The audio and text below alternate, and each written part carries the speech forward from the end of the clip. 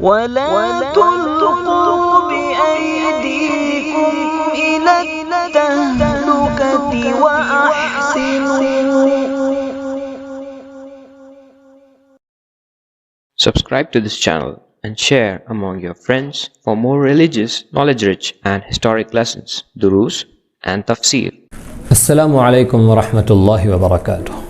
نحمدہ ونصلی علی رسولہ الکریم، اما بعد. محترم سامعین و ناظرین، سورۃ المجادلہ کی تلاوت کی جا رہی ہے. 28 پارے کی ابتدا میں زمانہ جاہلیت کی ایک طلاق، زہار، جس کے بعد عورت ہمیشہ کے لیے حرام ہو جاتی تھی، مذہب اسلام نے اس حرام کر دینے والی طلاق زہار کا خاتمہ کر کے مرد و عورت کے درمیان اس زہار والے عمل کی صحیح شکل پیش فرمائی.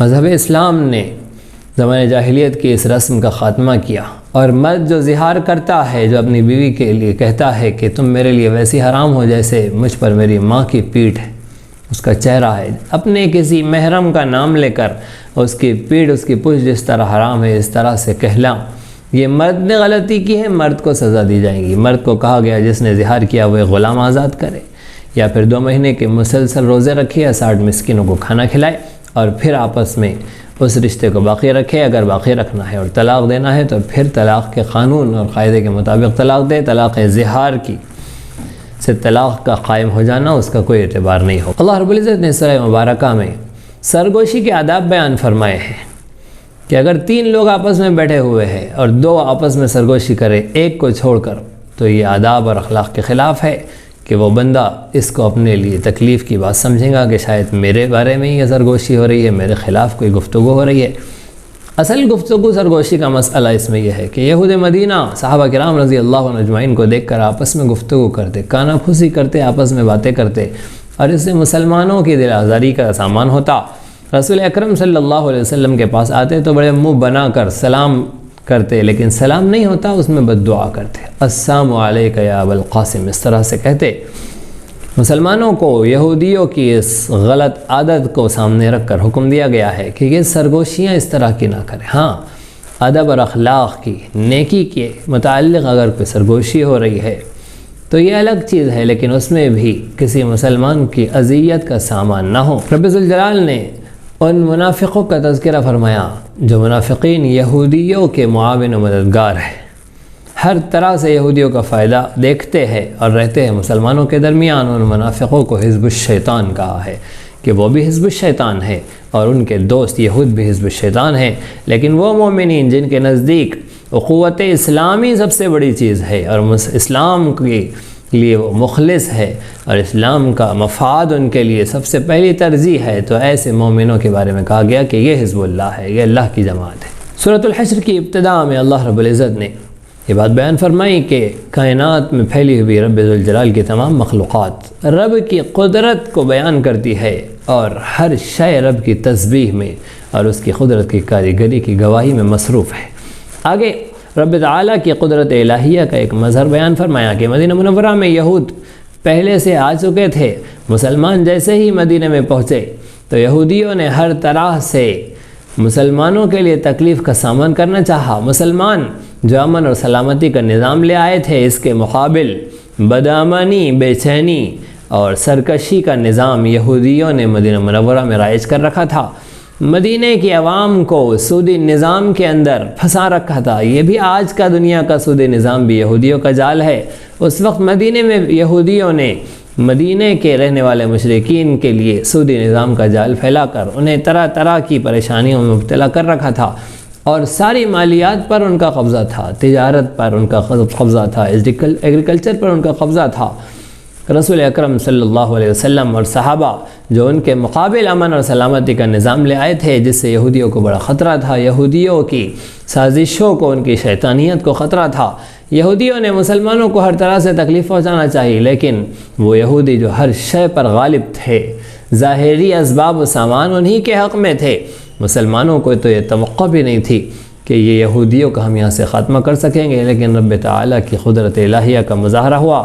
پہلا اخراج مدینہ منورہ سے رسول اکرم صلی اللہ علیہ وسلم نے مدینہ سے یہودیوں کو شام کی طرف نکالا، اور دوسرے حضرت عمر رضی اللہ عنہ کے زمانے میں انہوں نے خیبر سے یہودیوں کو شام کی طرف نکالا. اس طرح سے 2 مرتبہ یہودیوں کو جمع کر کے ان کا اخراج ہوا. اسی لیے اس صورت کا نام سورۃ الحشر رکھا گیا ہے. بنو النضیر یہودیوں کا جو قبیلہ تھا، اس قبیلے سے جو بغیر جنگ لڑے کے مال فے حاصل ہوا تھا، مال غنیمت جس کو مال فے کہتے ہیں، حاصل ہوا تھا، اس کی تقسیم کا بیان فرمایا ہے کہ رسول اکرم صلی اللہ علیہ وسلم کا حق ہوتا ہے اس مال پر جو بغیر جنگ کے حاصل ہو. اب رسول اکرم صلی اللہ علیہ وسلم جسے چاہے تقسیم کرے.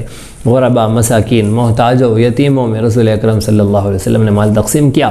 اسلام کا ایک نظریہ اہم ترین یہ ہے کہ اسلام مالیات کو کسی ایک خاص جماعت، کسی ایک خاص خاندان میں، جسے برہمنیت کہتے ہیں، سمیٹ دینے کا قائل نہیں ہے، بلکہ اسلام چاہتا ہے کہ کسی طرح سے سوسائٹی میں رہ رہے ہر فرد تک مال کی تقسیم ہو جائے.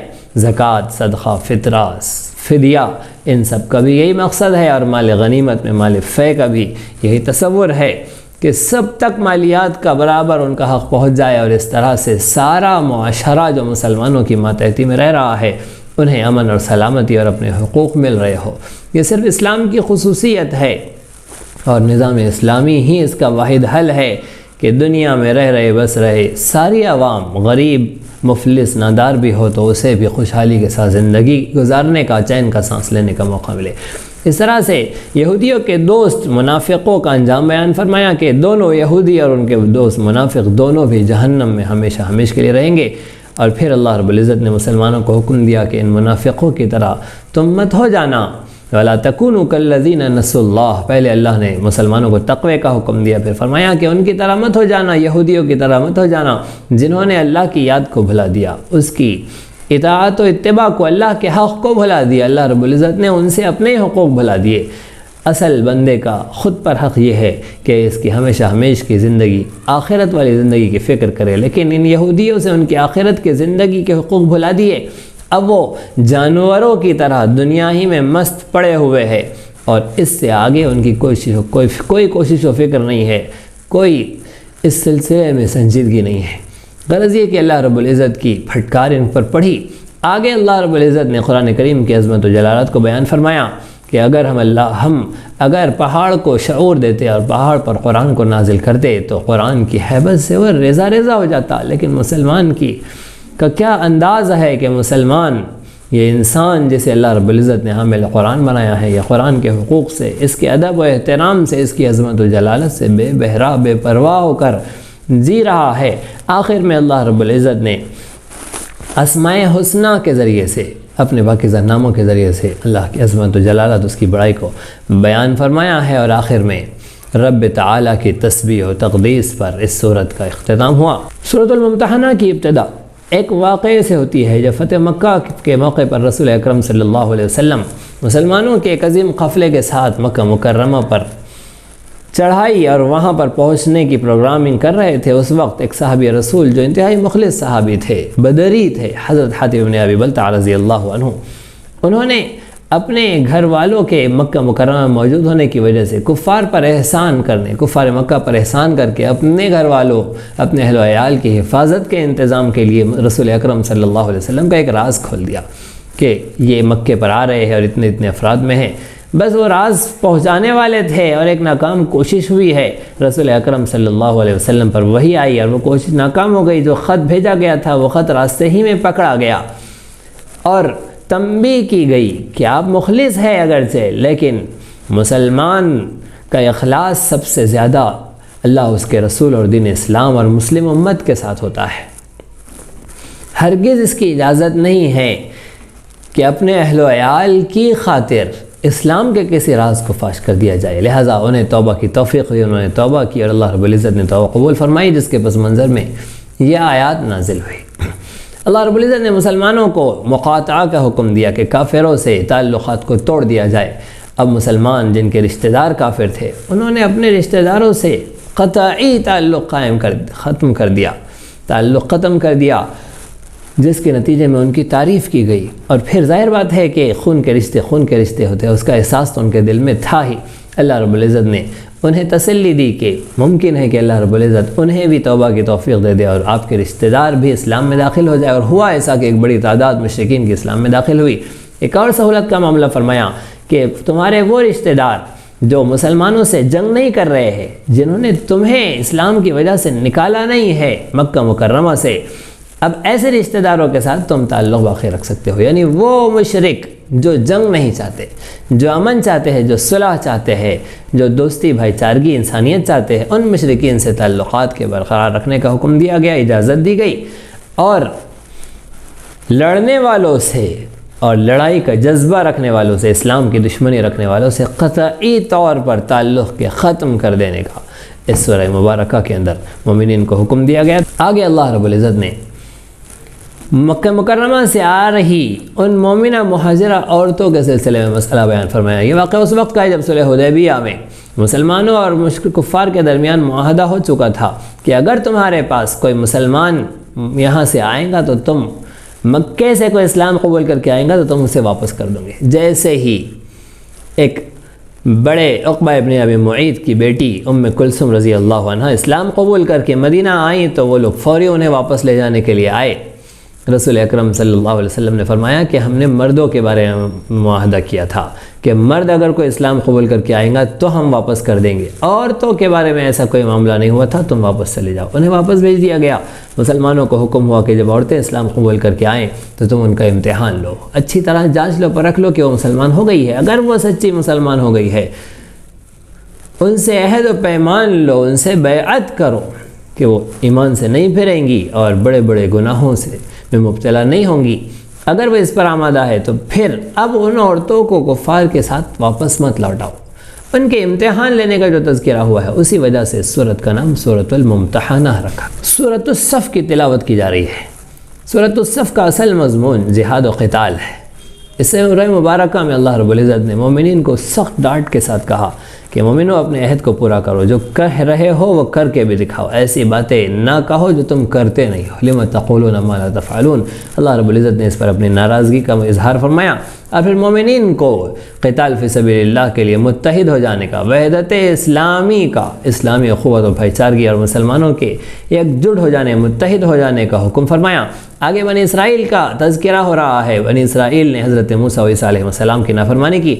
حضرت موسیٰ کی اس وقت جب کہ آپ نے قوم عمالقہ پر حملے کا حکم دیا اور انہوں نے قوم بنی اسرائیل نے انکار کیا، اور حضرت عیسیٰ کی نافرمانی اس وقت جب کہ انہوں نے آخری نبی آخر الزماں حضرت محمد مصطفیٰ صلی اللہ علیہ وسلم کا نام نامی اسم گرامی احمد کہہ کر کہا کہ میرے بعد وہ آئیں گے تم ان کی اتباع کرنا۔ بنی اسرائیل نے حضرت عیسیٰ علیہ السلام کی بھی نافرمانی کی اور محمد مصطفیٰ صلی اللہ علیہ وسلم کے اتباع کے بجائے ان کا انکار کیا، ان کے خلاف سازشیں رچی۔ آگے مسلمانوں کو ایک ایسی تجارت کا موقع دیا جا رہا ہے اور تجارت کا پتہ دیا جا رہا ہے جو عذاب علیم سے بچا لے۔ وہ تجارت یہ ہے کہ بندے اللہ کی ذات پر، اس کے رسول پر ایمان لے آئے، ان کی راہ میں اپنے جان و مال سے قتال کرے، جہاد کرے۔ یہ جہاد رب تعالیٰ کے عذاب سے بچنے کا ذریعہ ہے۔ آگے مسلمانوں سے کہا گیا کہ مسلمانوں اللہ کے دین کی مدد و نصرت کے لیے اللہ کے انصار و مددگار بن جاؤ، ویسے انصار و مددگار بن جاؤ جیسے حضرت عیسیٰ علیہ السلام کے حواریین نے کہا تھا، نحن انصار اللہ۔ آخر میں کہا کہ جیسے زبانی جمع خرچ اور منہ کی بھپکیاں دے کر اسلام کے اور اسلام کی مدد و نصرت کے دعوے کرنے والے منافق ہوتے ہیں، تم ان سے باز آؤ اور ایسا مت کرو، جو کہہ رہے ہو وہ کر کے بھی دکھاؤ۔ آخر میں بھی یہ کہا گیا کہ اسلام کے مددگار اور انصار بن جاؤ، جان و مال سے اللہ کی راہ میں جہاد و قتال کرو۔ سورۃ الجمعہ میں خصوصیت کے ساتھ وہ مضمون بیان کیا جا رہا ہے جس میں بنی اسرائیل کے اوپر جو بار امانت اللہ رب العزت کی طرف سے دیا گیا تھا انہوں نے اسے نہیں اٹھایا، بس اس کے ساتھ ویسا ہی رویہ کیا جیسے ایک گدھے کے اوپر تعلیم، علم و حکمت کی کتابیں لاد دی جائے، اسے کچھ پتہ نہیں اندر کیا ہے۔ اس گدھے کی سی مثال بنی اسرائیل کی بیان کی گئی۔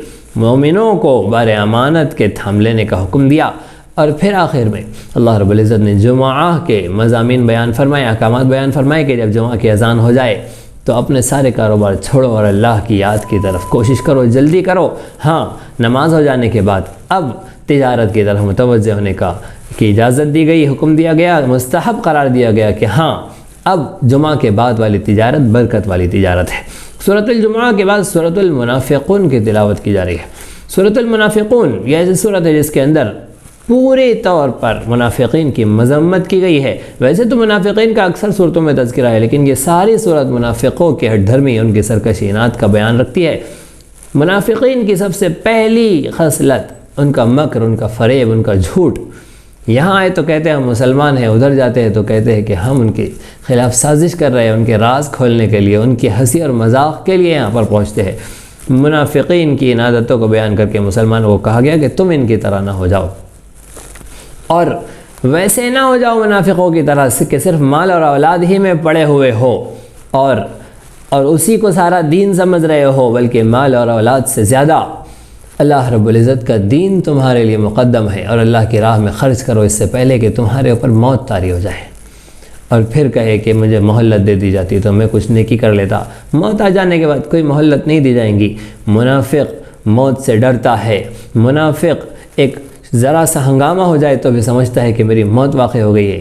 باتیں تو بڑی بڑی کرتا ہے، لچھے دار تقریریں کرتا ہے، اور قوت بیان اسے حاصل ہے، اور ان کے حال حلیے اور جبے اور قبے تو بڑے عالیشان ہوتے ہیں، لیکن حقیقت یہ ہے کہ جہاد اور زندگی، موت اور زندگی، ان دونوں کے درمیان میں مومن اور منافق میں فرق ہوتا ہے کہ اللہ کی راہ میں مر مٹنے کے لیے مومن تیار ہوتا ہے، اپنی موت اور زندگی کی فکر کرنے والا وہ منافق ہوتا ہے۔ مسلمانوں نے ان باتوں کو 1450 سال پرانے منافقوں کے بارے میں سمجھ لیا ہے، اور خود بے بہرا بیٹھے سمجھتے ہیں کہ یہ ان لوگوں کے بارے میں بات ہو رہی ہے۔